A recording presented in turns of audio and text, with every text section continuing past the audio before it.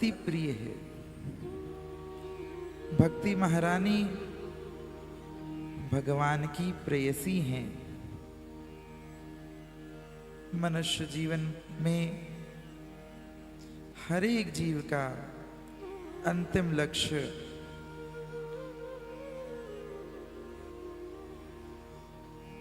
भगवत चरणों की भक्ति की प्राप्ति ही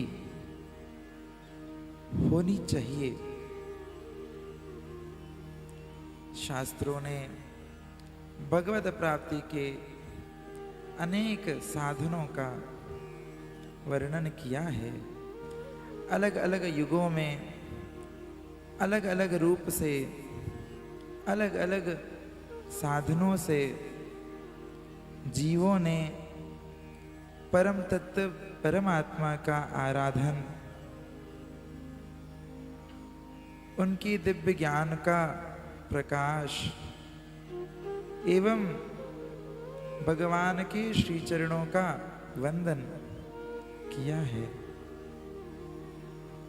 समस्त शास्त्रों में भूरिशः यह बात स्पष्ट रूप से वर्णित है। अलग अलग युगों में, सतयुग में भगवान को प्राप्त करने का मूल साधन भगवान के ध्यान में मग्न होकर के, समाधि में लीन होकर के, अनंत अनंत वर्षों तक एकाग्रचित्त होकर के ध्यानावस्था में स्थिर होके अपने हृदय की अंतरात्मा को जागृत अवस्था में अनुभव करके उसके मूल स्वरूप चैतन्य स्वरूप का ज्ञान बोध प्राप्त करके आत्म तत्व जीव तत्व को भगवत तत्व ब्रह्म तत्व में समाहित करने का योग किया जाता था।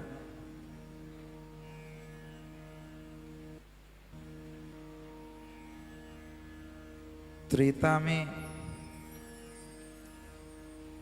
भगवत प्राप्ति के लिए मूल साधन बना भगवान को प्राप्त करने के लिए, वरदान प्राप्त करने के लिए तपश्चर्या, खूब तपस्या करी गई। वनों में जा करके ऋषियों ने, साधकों ने भगवान को प्राप्त करने के लिए अनंत अनंत वर्षों तक तपस्या करी।